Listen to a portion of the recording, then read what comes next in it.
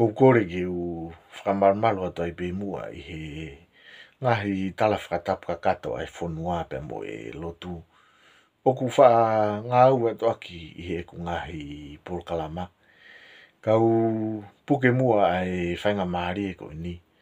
Ke whakahoko ato i pē e tau polokalama pe mo e ngā historia maari o tonga. Aho taha wha enu September wafe ua. Malo mua ha mo lelei ki he aho ni ka inga whanonga. Whakatulo watu pe mo e tonga kotoa pē. Whaatahange pe mua ai malae. Ki u ngā ua pe ngahi rea anga maheni pe. Ko hui ke mahino ngofua. Ai ka weinga te u tapatu ki ai. Nā ku whakautua pe i apini he ahoni. O whakakaukau ki he whau maari ai laa ko unga whanua. Tahine ko Queen Charlotte tupou tolu.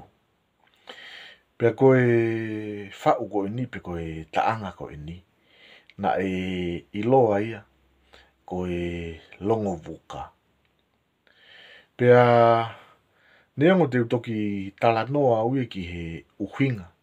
Pea moe kakano o e whau ko ini i he e tau polokalama pe moe ngahi afoko ula. Kana ku whakaukau ke u to'o mai ai ngahi laine ko ini. Pea koe ngahi laine ko ini o ku haia i he kupua o taanga maari e ko ini. Pea o kuanga peheni ia. Riku o matoto mo wheki te tere. Whine tonga si ono rewa matere. Alaha he whanga ko vai heke. Osi e ku lau pea mo sio ki ngahi talanoa maari ai tahine ku ini. Pea whakaukau rewa ki uto mai ai ngahi laine ko ini. Ke to mai ai ngahi rea te whito ko ini. Ke tau talanoa ki ai i he tau polokalama. Pea mo ngahi historia o tō ngā ki he aho ni. Pea ko ngahi rea ko ni o ku kawai ai rea ko ini ko e wheki te tere. Ko e rea ko e rewa matere. Pea mo e rea ko e vai heke. Ko ngahi rea ia ko ni e kau whanongo. O kai ke sola ia ki mūtoro. Kana ku maari ia pe au he tō mai he tahine ku ni a ngahi rea ko ni. O whaka au ngai i he ene taanga ko ni. Pea koe tau mua ia tau polokalama pe mo e ngā historia o tō ngā ki he aho ni. Koe tau talanoa ki he uwhinga o rea ko ni koe wheki te tere. Rewa matere. Pe mo rea ko ni koe vai heke. O kos mahino pe foki a wheki te tere ia. Ko wheki te tere foki ko e langi ia. O ku tuu i wawau i where toa. Whakafuafua ki he mangahala ko ni a where toa pe mo matai ka. O ku tuu ai ai langi ko ni. Pea koe langi ko ni na e whakahistoria. E na e tanu ai ai tuitonga ko ni ko pau. Pea kos mahino pe foki ko pau ko e tuitonga hana tolu ono ia. Ka koe talanoa ki whekte te re kos mahino pe ia. Ka ki mua koe pe a pekia a pau o tanu i whekte te re. Nai mari foki a pau pe mo tupou mo he ofo. Pea ko tupou mo he ofo foki. Ko e tui kano kupolu hono taha ua ia. Ko lolotonga koe ai pure a tupou mo he ofo. Ko e tui kano kupolu hono taha ua. Pea na e whaao rewa tuku aho ia e tui. Me a tupou mo he ofo. O ave ia ki a mubui. Pea koe ui koe uhinga ko ia. Na e tai whi maari a tupou mo he ofo ki he ngā ue. Na e whakahoko e tuku aho. Pea na e hoko rewa a e tau. I tonga o au ki wawau. Na e afuhi atu ki ai pe mo e paraparema ko ini. Na e whakatupu e tupou mo he ofo. Pea pehe koe lolotonga e whahoko e tau i wawau. Na e hola mai a tupo mo heo foia. Pea mo pau ki haa pai.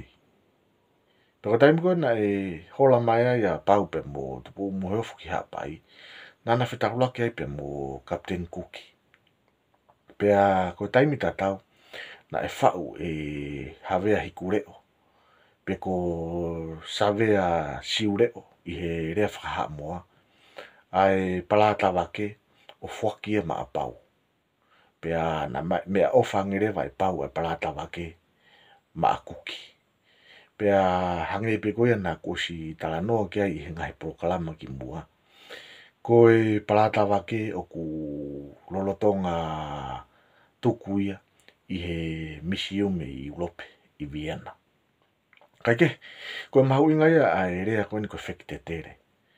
Na e tanua pau koe tu tonga hana toru no ia i he langi koe ni, ko langi whekite tere. Pea koe smahino pe koe langi koe ni. O kutu uia i he mangahala o wheretoa pe mo mata i ka. Pea koe taha ia ngahi whetu iloa mo whakahistoria i wawa. Ko rea koe ni koe rewa matere. Ko rea maari e mo on pia ku ngari fo ou ene asi. Heo ku tuia futa ia. Ko e rea totonu. Ko e rewa makere. Ka koe ke u toka ngau ki ngahi whetoko kehe aki ko ia. Koe whakaukau o e rea koe ni. Ko tui au koe mea iau mahu inga. Ko e rewa matere. Pe koe rewa makere i he tui koe a Professor Helu. Ko e taha ina ngahi kakala i loa a tonga i ono aho. Pea ko taha o i whakamatala maari ina e whakahoko e Professor Helu. Na ane whekumi ki fu i kakala ko indi. Pea ko ane whekumi na e whakahoko ia ki lapaha. O ka watu ene potala no pe mo marukawa whineasi. O a umai ki he kau marukawa e aho ni.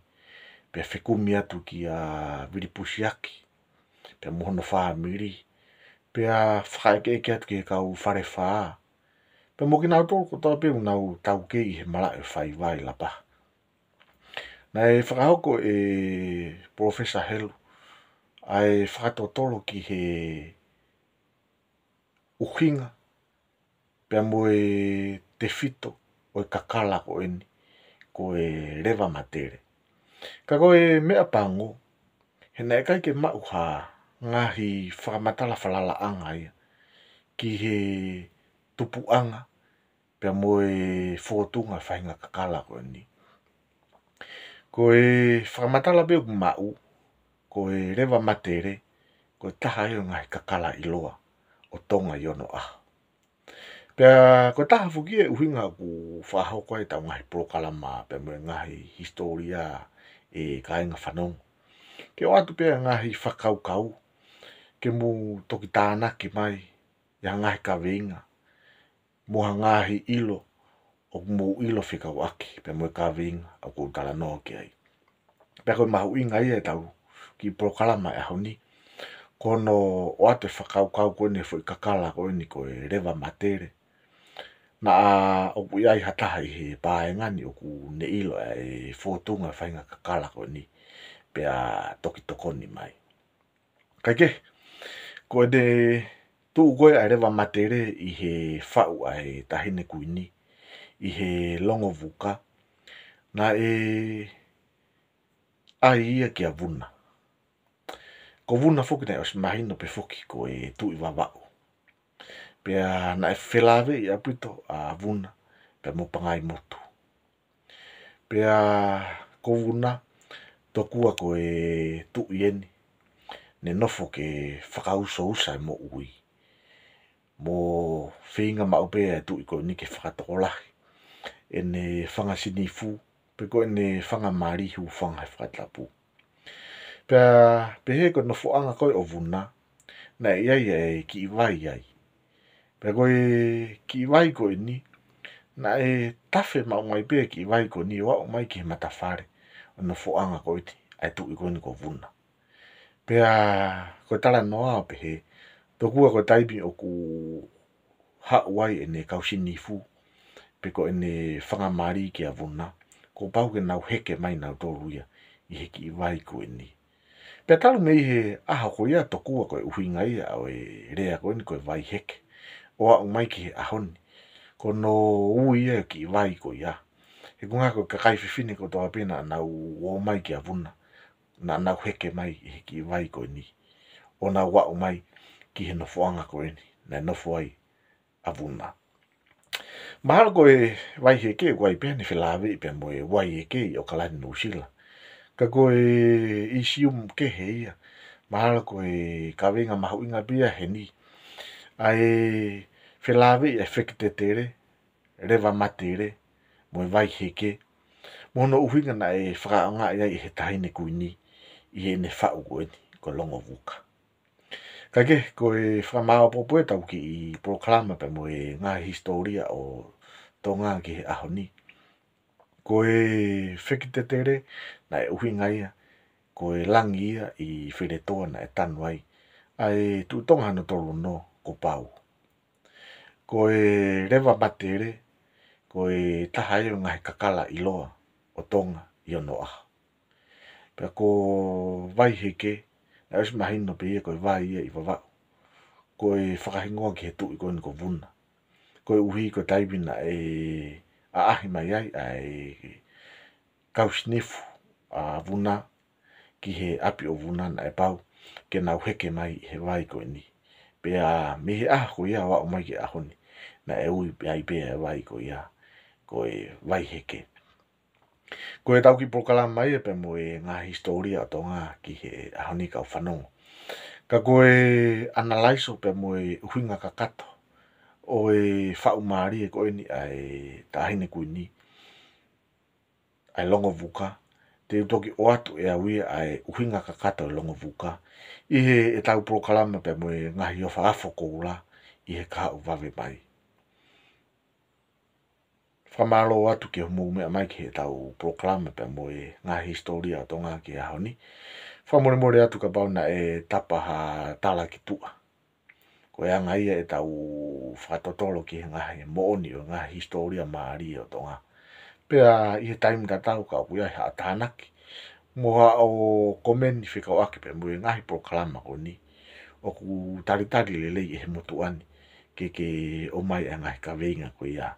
Ko e tadumaki pe ki he e tau ilo, pe mo e tau whatotolo ki he ngā historia maari ko tau whanua. Ka tau vete moai ki he ahoni, lewerewa e whetapa tua whātu.